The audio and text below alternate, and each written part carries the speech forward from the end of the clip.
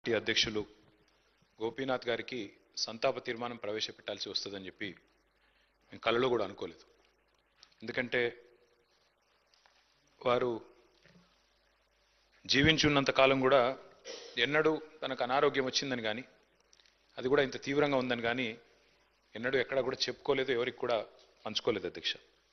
వారు ఆ రకంగా చాలా గుంభనంగా తన వ్యక్తిగతమైన సమస్యలు కానీ వ్యక్తిగతమైన ఆరోగ్యపరమైన విషయాలు కానీ చాలా రహస్యంగా, ఒక రకంగా చెప్పాలంటే చాలా ప్రైవేట్గా వారు మెయింటైన్ చేసినారు అధ్యక్ష. కానీ పబ్లిక్ పరంగా మాత్రం, అంటే ఇందాక ముఖ్యమంత్రి గారు అదేవిధంగా శాసనసభ వ్యవహారాల మంత్రి గారు చెప్పినట్టు హైదరాబాద్ మహానగరంలో జూబ్లీహిల్స్ అంటేనే ఒక సంపన్నులు నివసించే ప్రాంతంగా పేరుంది అధ్యక్ష. కానీ జూబ్లీహిల్స్ నియోజకవర్గం పరిస్థితి చూస్తే దానికి పూర్తి భిన్నం అధ్యక్ష. పేరుకి జూబ్లీహిల్స్ నియోజకవర్గం, కానీ అక్కడ ఉండేది మొత్తం కూడా పేద ప్రజలు. ఎందుకంటే పేరుకి జూబ్లీహిల్స్ నియోజకవర్గం అయినప్పటికీ అక్కడ ఉండేది బోరబండ, రెహమత్ నగరు, షేక్పేట, ఎర్రగడ్డ, వెంగళరావు నగరు, ఈ రకంగా మొత్తంగా ఒక బస్తీలు, స్లమ్స్తో కూడిన ఏరియా అధ్యక్ష. హైదరాబాద్లోని హైదర్గూడలో 1963లో ఇక్కడే హైదరాబాద్ మహానగరంలోనే గోపీనాథ్ గారు జన్మించినారు అధ్యక్ష. తర్వాత వారు ఇక్కడే చదువుకుని ఇక్కడే మరి ఉస్మానియాలో డిగ్రీ కూడా చేసి తర్వాత ఎన్టీ రామారావు గారికి అభిమానిగా తెలుగుదేశం పార్టీ స్థాపించిన తర్వాత వారు రాజకీయాల్లో అడుగుపెట్టినారు. నాకు బాగా గుర్తుంది అధ్యక్ష, మేము చిన్నప్పుడు మన ఎమ్మెల్యేలకు ఇచ్చిన క్వార్టర్స్ ఏవైతే ఉన్నాయో బషీర్బాగ్లో, అక్కడ మా కుటుంబం అంతా ఉండేది. పెద్దలు కేసీఆర్ గారు ఆనాడు శాసనసభ్యుడిగా ఉన్నప్పుడు మొట్టమొదటిసారి 85లో న్యూ ఎమ్మెల్యే క్వార్టర్స్లో నివాసం ఉండేది అధ్యక్ష. మేము కూడా అక్కడే ఉండేది.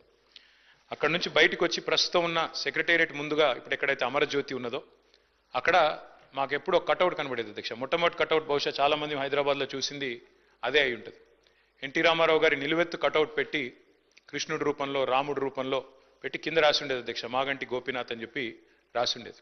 ఒక రకంగా చెప్పాలంటే హైదరాబాద్లో ఈ కటౌట్స్ కల్చర్ కానీ, రకంగా చెప్పాలంటే ఆనాడు తెలుగుదేశం పార్టీ అధికారంలో ఉన్నప్పుడు ఈ రకంగా మరి ఒక పర్మనెంట్గా ఒక కటౌట్ తనకంటూ ఏర్పాటు చేసుకున్న నాయకుడు మాగంటి గోపీనాథ్ గారు.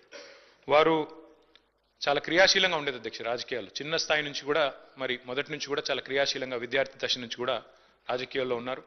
తెలుగు యువతలో పనిచేశారు.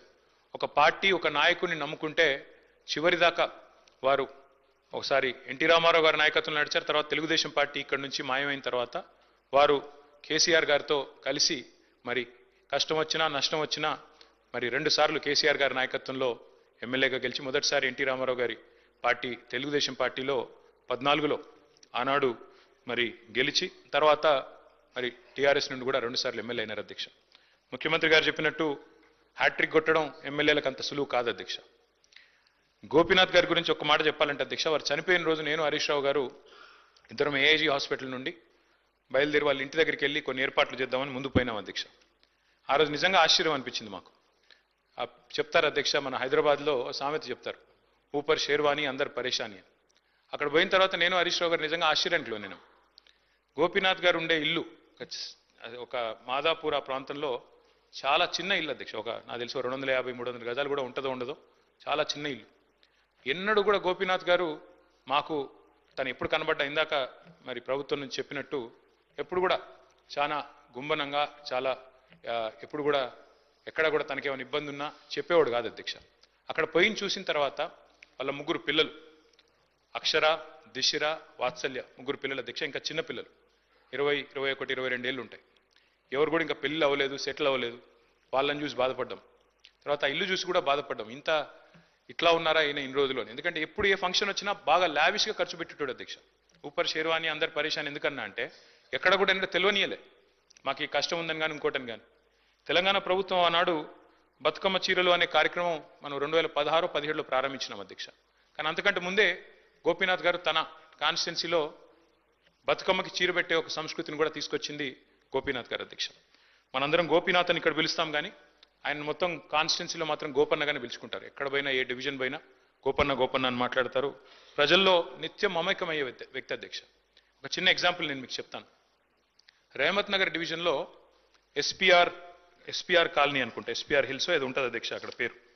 అక్కడ ఒక 5 ఎకరాల స్థలం ఉండేది అధ్యక్ష. ఒక క్వారీ ఉండేది. ఆ క్వారీ మొత్తం అయిపోయింది, తన క్వారీ అంతా కూడా ఎక్స్కవేషన్ అయిపోయింది. అక్కడ కబ్జా పెట్టడానికి చుట్టూ బస్తీలు అవి ఉన్నాయి, అక్కడ కొంతమంది కబ్జా పెట్టడానికి ప్రయత్నం చేస్తూ ఉన్నారు లోకల్ వాళ్ళు కొంతమంది ఎవరు. గోపీనాథ్ గారు పట్టుబట్టి ఆనాడు ప్రభుత్వంలో ఉన్న మా అందరిని కూడా తీసుకెళ్లి ఆ ప్లేస్ చూపెట్టి అక్కడ ఒక మంచి పిల్లలు ఆడుకునే ఒక గ్రౌండ్, అదేవిధంగా అక్కడ కమ్యూనిటీ అంతా గ్యాదర్ అయ్యి చేసుకునే కార్యక్రమాలు చేయాలని చెప్పి పట్టుబట్టి దాన్ని ఒక గ్రౌండ్గా తీర్చిదిద్ది అక్కడ బతుకమ్మ వేడుకలు కానీ, అట్లాగే రంజాన్ అప్పుడు అక్కడ కార్యక్రమాలు చేయడమే కానీ, క్రిస్మస్ వేడుకలు చేయడం కానీ ఇవన్నీ కూడా చాలా జాగ్రత్తగా చేసేటాడు అధ్యక్ష. దాంతోపాటు అధ్యక్ష వారు మరి బతికినంత కాలం ఒక మాస్ లీడర్గా ప్రజల మధ్యనే ఉంటూ ఎప్పటికప్పుడు డైనమిక్గా తిరుగుతూ అర్ధరాత్రి సమస్య వచ్చినా అపరాత్రి సమస్య వచ్చినా అధికారులను వెంటనే సంప్రదించి పనులు చేసి పెట్టే ఒక మంచి మనస్తత్వం ఉన్న నాయకుడు అధ్యక్ష. అధ్యక్ష మరి గోపీనాథ్ గారి మరణం, ఎందుకంటే మా నగర పార్టీ అధ్యక్షుడు కూడా వారు, దాంతోపాటు కేసీఆర్ గారికి మరి నమ్మిన విధేయుడిగా ఎన్ని ఒత్తిళ్లు వచ్చినా మరి ఒక నమ్మిన విధేయుడిగా మరి పార్టీలో 2 సార్లు గెలిచిన తర్వాత అదే పద్ధతుల్లో కొనసాగారు అధ్యక్ష. వారి మరణం మా పార్టీకి, అట్లాగే వారి కుటుంబం, వారి శ్రీమతి సునీత గారికి, అట్లాగే వారి పిల్లలకి, వారి తల్లి గారికి, వారి కుటుంబ సభ్యులందరికీ, వారి బ్రదర్కి అందరికీ కూడా తీరని లోటు అధ్యక్ష. దాంతోపాటు జూబ్లీ హిల్స్ నియోజకవర్గంలో తనదైన చిరస్మరణీయమైన ముద్ర ఏదైతే గోపీనాథ్ గారు వేసుకున్నారో తప్పకుండా ఆ నియోజకవర్గానికి కూడా ఇది తీరని లోటు. ఈ దుఃఖ సమయంలో వారి కుటుంబం తరపున మా పార్టీ పూర్తి స్థాయిలో అండగా ఉంటుంది అధ్యక్ష. పార్టీ కుటుంబాన్ని గతంలో కూడా ఎట్లా అయితే వివిధ మా సహచరులు మరణించినప్పుడు ఆ కుటుంబాలకు అండగా నిలబడ్డామో, ఎట్లా అయితే గట్టిగా ఆ కుటుంబాన్ని కాపాడుకున్నామో, అట్లాగే మాగంటి గోపీనాథ్ గారి కుటుంబం కూడా మరి పూర్తి స్థాయిలో గోపన్న లేకపోయినా వారి కుటుంబాన్ని సంపూర్ణంగా ఆదుకునే బాధ్యత, పూర్తి స్థాయిలో వారిని చూసుకునే బాధ్యత మా పార్టీ తీసుకుంటుంది. మరి ఈరోజు శాసనసభలో వారి సంతాప తీర్మానంలో ప్రసంగించే అవకాశం రావడం విషయంలో బాధను వ్యక్తం చేస్తూ ఈ శోకాతప్త సమయంలో వారి కుటుంబానికి, అదేవిధంగా వారి అభిమానులకి, అదేవిధంగా కార్యకర్తలకు కూడా వారికి మనోధైర్యం భగవంతుడు ప్రసాదించాలని కోరుకుంటూ తమరికి